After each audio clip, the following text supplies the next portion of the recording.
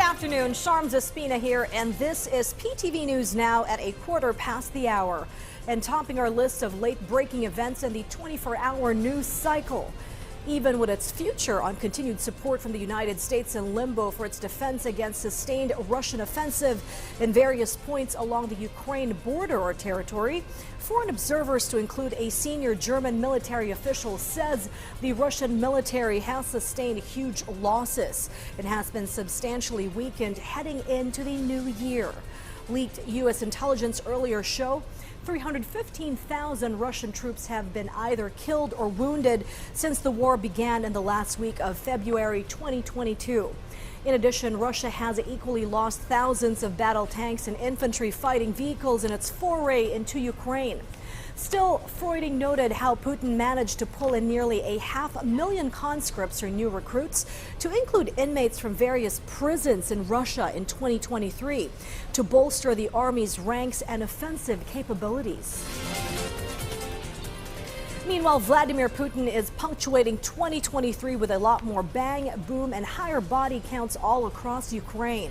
Earlier today, Russia unleashed a wave of aerial attacks on Kyiv and select cities in the Ukraine, killing at least 2 and wounding 18 more, officials verified.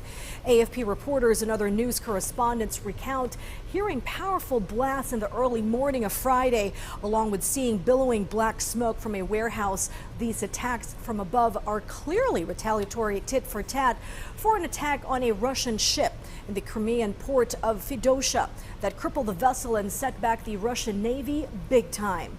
Drones and missiles struck 5 other cities in the Ukraine, to include Kharkiv, Lviv, Dnipro, plus the southern city of Odessa, where high-rise buildings took airstrikes, hits, and caught fire. In the meantime, Ukraine President Volodymyr Zelensky thanked top benefactor the United States for releasing the last remaining package of weaponry available under current or existing authorization. Warming climate, hunger spreading, poverty climbing, in an internecine war that threatens to embroil the entire region in Middle Asia, all of them in 2023. But how can the UN hope to make a dent to turn these problems around when it is pretty powerless against the might nations who rule the Security Council and their allies? VOA's Margaret Bashir reports. In 2023, the war in Ukraine entered its second year, with no peace on the horizon. Military coups destabilized parts of Africa, and new and deadly wars arose in Sudan and the Middle East. The United Nations has had little success in stopping the bloodshed. It's particularly been challenging because the kinds of conflicts the UN has been facing over the last year have been exactly the kinds of conflicts that the UN is least well equipped to manage. They're conflicts between the big permanent members of the Security Council. And when those countries are involved, the UN has the least scope for action. That's because Britain, China, France, Russia, and the United States can use their vetoes to block sanctions and other tools the Council can use to maintain peace and security. This past year, geopolitical divisions intensified over Russia's war in Ukraine, and since October, Washington's support for Israel's war against Hamas. And the mood in the Security Council now is poisonous. The people of Gaza are looking into the abyss. Secretary General Antonio Guterres was unable to unblock the paralysis by invoking in December the rarely used Article 99 of the UN Charter to press the Council for a humanitarian ceasefire in the Israel-Hamas war. The United States vetoed his appeal, and Israel called for his resignation. The news wasn't much better for the UN's peacekeeping efforts in the field. The organization's Blue Helmets marked 75 years of peace operations this year.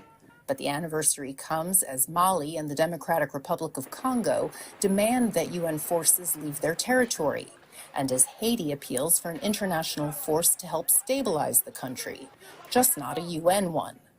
In Africa, leaders are turning more to forces drawn from regional blocs to deal with sub-Saharan crises.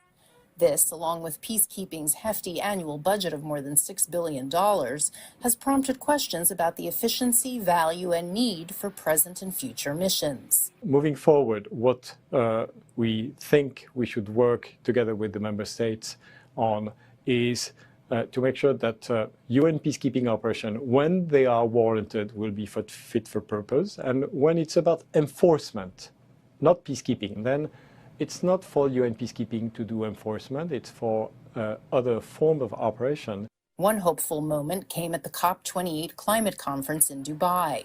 Delegates agreed for the first time on the need to move away from fossil fuels, a major driver of global warming.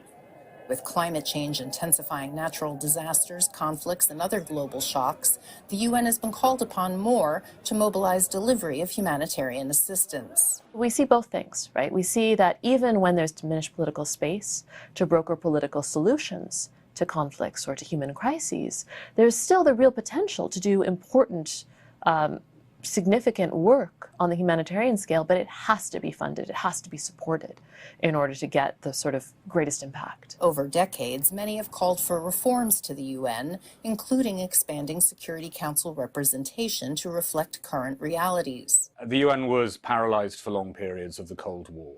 So the fact that it is once again going through a period of crisis doesn't mean that it's dead. I think there is a real need to think about the structures of the UN and how they could be changed. The problem, the analysts say, is there is little consensus on how to change the organization for the better. Margaret Bashir, VOA News, the United Nations. And that's it for today's Late Breakers. We look forward to bringing you the latest breaking events in the new year and urge you to keep watch on tomorrow's special coverage on the death anniversary and our year-ending special report on the weekend. Sharms Espina here, wishing you all an eventful weekend and a truly happy and blessed new year ahead.